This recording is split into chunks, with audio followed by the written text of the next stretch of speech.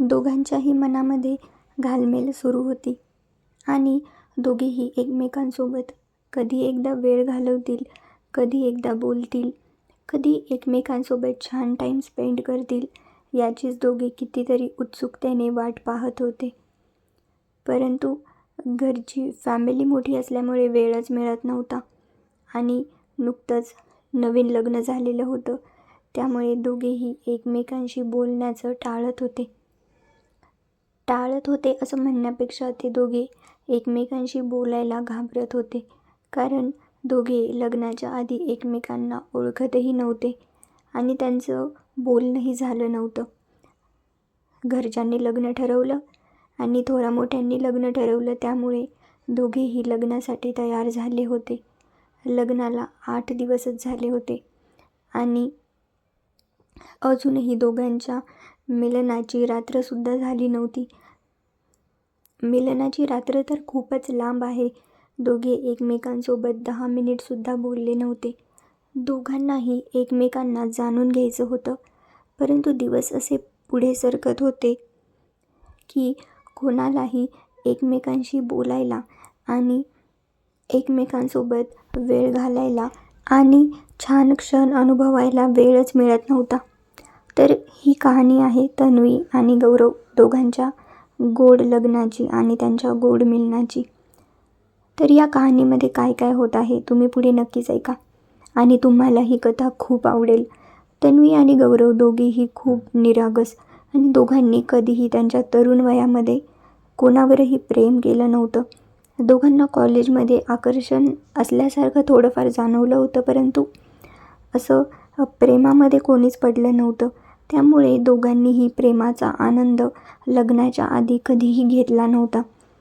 तन्वी ही गौरवच्या नात्यातली होती, परंतु त्याने तिला याआधी कधीही पाहिलं नव्हतं, कारण ते खूप जवळचे नातेवाईक नव्हते. घरच्या थोरामोठ्यांनी दोघांचं लग्न ठरवलं आणि दोघे लग्नबंधनामध्ये अडकले. लग्नाचे सगळे विधी झाल्यानंतर तन्वी ही 2 ते 3 दिवसांसाठी तिच्या माहेरी गेली होती. त्यामुळे गौरव आणि तन्वीला एकमेकांशी बोलण्याची संधी मिळालीच नाही आणि दोघेही थोडेसे लाजाळू असल्यामुळे कोणीही एकमेकांशी बोलायचा प्रयत्न केला नाही. त्यामुळे जेव्हा तन्वी ही तिच्या माहेरी होती तेव्हासुद्धा गौरवने तिला एकदाही फोन केला नाही. त्यानंतर तन्वी ही सासरी आली आणि घरी पाहुणे मंडळींची गडबड होतीच, त्यामुळे दोघांना एकमेकांसोबत बोलायला वेळच मिळाला नव्हता. गौरव हा थोडं तिच्याशी बोलण्याचा प्रयत्न करायचा की कोणी ना कोणी यायचं. आधीच त्याला तिच्याशी बोलायची भीती वाटत असायची, कारण कोणत्याही मुलीशी तो याआधी बोललेलाच नव्हता आणि त्यामुळे तन्वीशी बोलायला कशी सुरुवात करायची याची त्याला जरा भीती वाटत होती. परंतु तो हिम्मत करून कसं तरी तिच्याशी बोलायचा प्रयत्न करायचा. तेवढ्यात कोणीतरी यायचं. दोघेही एकमेकांशी बोलण्यासाठी आणि एकमेकांचा सहवास अनुभवण्यासाठी आतुर झाले होते. आज लग्नाला चक्क 8 दिवस झाले होते. गौरव हा सकाळी त्याच्या खोलीमध्ये झोपलेला असतो. तन्वीला लवकर उठायची सवय असते, त्यामुळे तन्वी सगळं आवरून खाली किचनमध्ये तिच्यासाठी चहा करत असते. घरची फॅमिली ही मोठी असल्यामुळे ती सगळ्यांसाठीच चहा बनवत असते. तेवढ्यात तन्वीची सासू तिला म्हणते, "काय गं तन्वी, गौरव उठला का?" तर तन्वी म्हणते, "अजून नाही. काल रात्री ते उशिरा घरी आले होते. मलाही माहीत नाही कधी आले. 2 ते 3 दिवस मी इथे आल्यापासून पाहत आहे. ते उशिरा घरी येत आहेत आणि त्यांची वाट पाहून मला झोप लागून जाते." तर यावर तिच्या सासूबाई हसतात आणि तिला म्हणतात, "हो अगं, कामाचा व्यापच त्याच्या मागे एवढा आहे, पण मी त्याला आता सांगणार आहे की आता बायको आली आहे, नवीन लग्न झालं आहे, तर काम बाजूला राहू दे आणि त्याने जर माझं नाही ऐकलं तर मी त्याला चांगलंच खडसवणार आहे." यावर तन्वी काहीही बोलत नाही, कारण अजूनही तन्वी घरच्यांमध्ये इतकी मिक्स झालेली नसते. सगळीच लोकं तिच्यासाठी खूप नवीन असतात. सासूबाई तन्वीला पुढे म्हणतात, तन्वी, एक काम कर, तुझा चहा पिऊन झाला की गौरवसाठी सुद्धा चहा घेऊन जा आणि त्याला उठव, मला त्याच्याशी जरा बोलायचं आहे, असा त्याला निरोप दे. त्याचा आवरून तो खाली आला की ऑफिसला जाण्याच्या आधी मला भेटून जा असं त्याला सांग. तर यावर तन्वी म्हणते, हो आई, मी त्यांना सांगते. पण काही टेन्शन आहे का? काही चुकलं आहे का त्यांचं?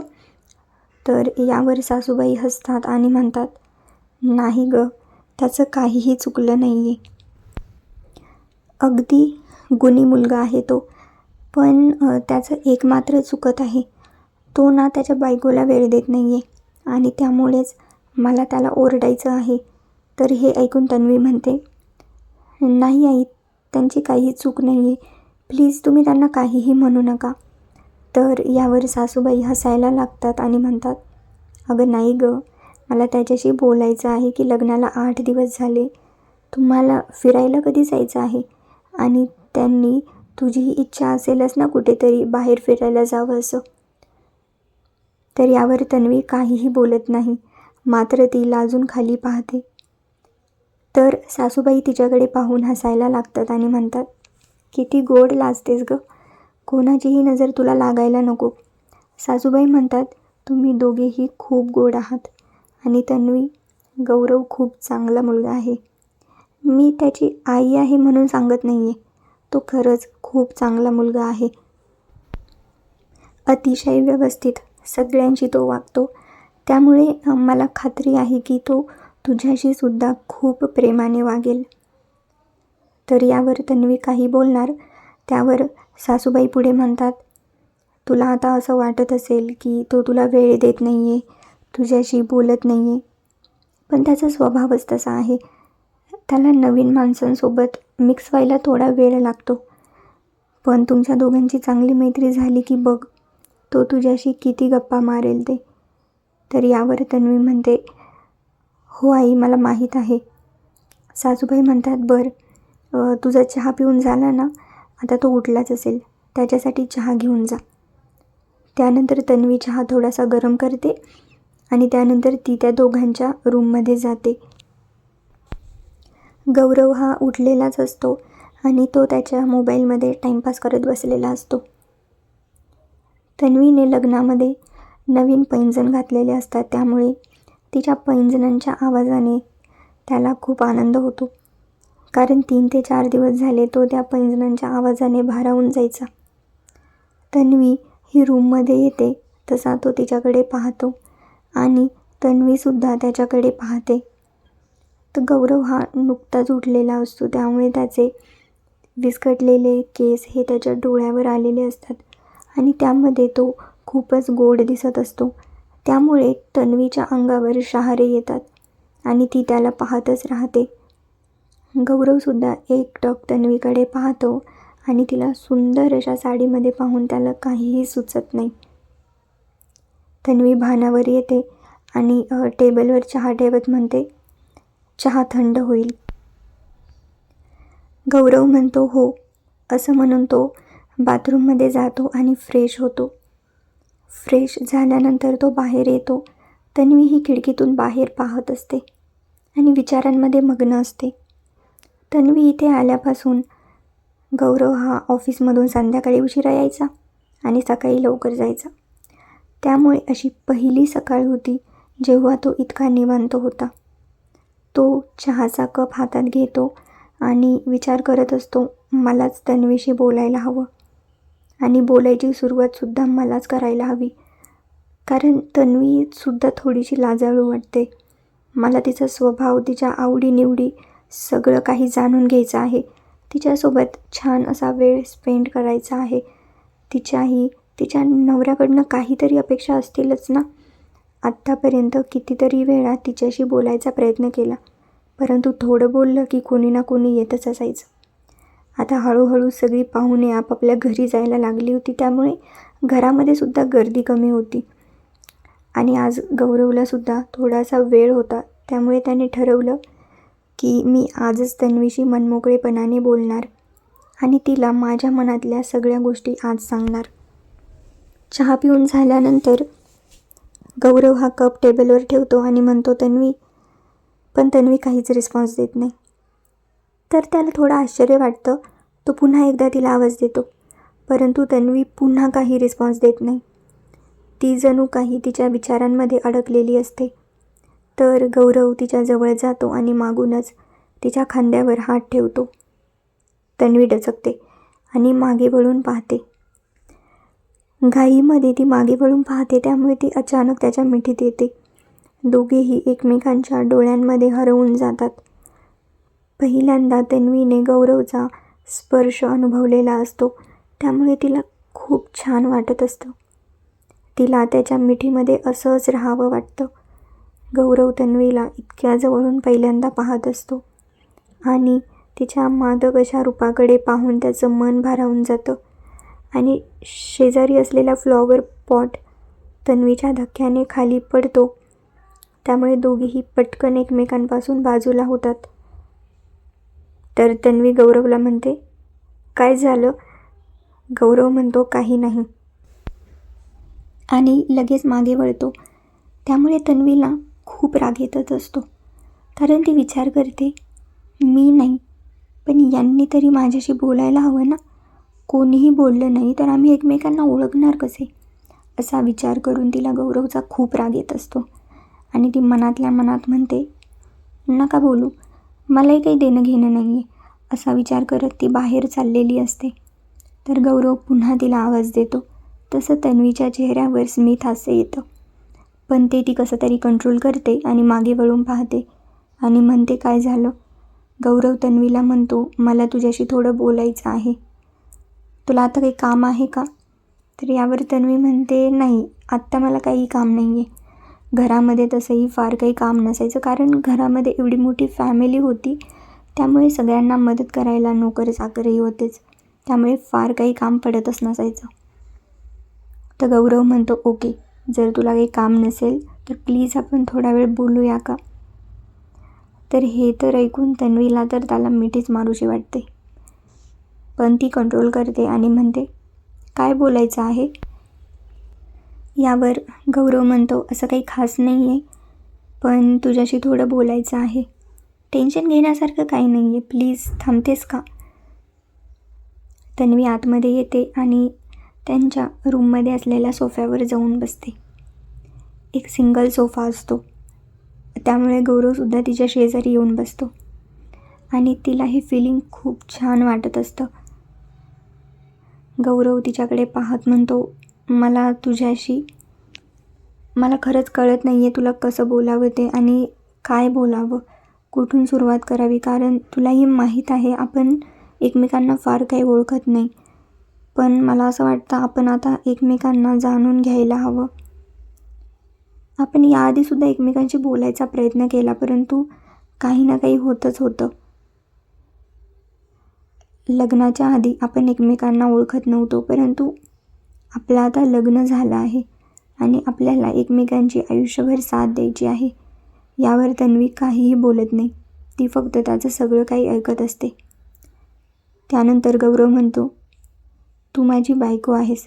तर हे ऐकून अचानक तिच्या चेहऱ्यावर स्मितहास्य येतं आणि मला तुझी साथ आयुष्यभर हवी आहे. त्यासाठी आपण एकमेकांशी बोलायला हवं, एकमेकांच्या आवडीनिवडी जाणून घ्यायला हव्यात. यावर तन्वी काहीही बोलत नाही. तर गौरव म्हणतो, तन्वी तू काही का बोलत नाही आहेस? तर तन्वी त्याच्याकडे पाहते आणि म्हणते, हो. गौरव म्हणतो, फक्त हो?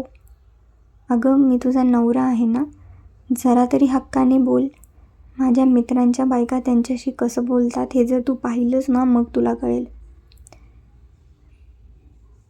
गौरव तन्वीचा हात हातात घेतो, तशी तन्वी लाजते आणि गौरव तिला म्हणतो, तन्वी माझ्याकडे बघ. तन्वी त्याच्या डोळ्यात जशी पाहते तशी हरवूनच जाते, कारण ती त्याच्या पूर्ण प्रेमामध्ये पडलेली असते आणि त्याच्या प्रेमळ रूपाकडे पाहून ती प्रत्येक वेळेला भारावूनच जायची. गौरव तिचा हात हातात घेत म्हणतो, तन्वी आपण एकमेकांना ओळखलं पाहिजे ना? तर यावर तन्वी म्हणते, हो, मलाही तुझ्याबद्दल जाणून घ्यायचं आहे. तर यावर गौरव म्हणतो, हे बघ तन्वी, घरच्यांच्या आदरासाठी मी तुझ्याशी लग्न केलं. याचा अर्थ असा नाही की मी माझ्या मनाविरुद्ध लग्न केलं आहे. माझ्या मनामध्ये कोणीही मुलगी नव्हती. त्यामुळे घरचे मला बोलले की ही अशी अशी मुलगी आहे. त्यामुळे मी सुद्धा लग्नाला तयार झालो. कारण नाही म्हणण्याचा काही प्रश्नच येत नव्हता. त्यामुळे तुला असं वाटत असेल की हा थोडा जुन्या विचारांचा असेल, पण असं काहीही नाही आहे. मला फक्त कोणती मुलगी आवडत नव्हती, त्यामुळे मी अरेंज मॅरेज करायचं ठरवलं. तर यावर तन्वी त्याच्याकडे पाहत म्हणते, पण तुम्ही मला हे सगळं का सांगत आहात? गौरव डोक्याला हात लावतो आणि म्हणतो, अगं मला असं म्हणायचं आहे की मी जरी घरच्यांचं ऐकून तुझ्याशी लग्न केलं असलं तरी सुद्धा घरच्यांच्या मताप्रमाणे आपण नवरा बायको आहोत.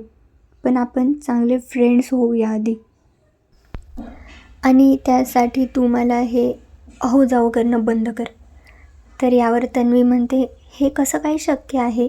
या घरामध्ये सगळेच जण त्यांच्या नवऱ्याला आदराने आवाज देतात, तर मी तुम्हाला कसं काय एकेरी आवाजामध्ये बोलू?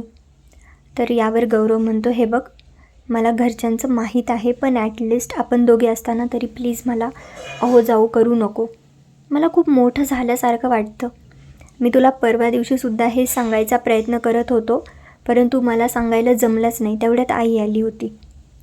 तर यावर तन्वी म्हणते, पण अचानक मी माझी सवय कशी काय मोडू? तर गौरव तिच्याकडे पाहत म्हणतो, एकतर फक्त 8 दिवस झाले, त्यातले 3 दिवस तर तुझ्या माहेरी होती. 4 दिवसाची सवय मोडायला काही वेळ लागणार नाही. आता सवय मोड आणि मला गौरव म्हण. तन्वी शांत बसते, परंतु गौरव तिला म्हणतो, ओके, मी तुला इतकं बोलत आहे, तुझ्याशी मैत्री करण्याचा प्रयत्न करत आहे, पण तुला त्याचं काहीच पडलेलं नाही आहे. असं म्हणून तो उठायला लागतो. तर तन्वी त्याचा हात धरते आणि म्हणते, सॉरी गौरव, मी तुला गौरवच बोलेल, परंतु घरच्यांसमोर नाही. हे ऐकून गौरव हसतो आणि तिच्या शेजारी बसतो आणि म्हणतो, आता कसं बोललीस? दोघे जवळपास अर्धा 1 तास गप्पा मारतात आणि एकमेकांच्या बऱ्याच सवयी त्या दोघांना आता माहीत झालेल्या असतात.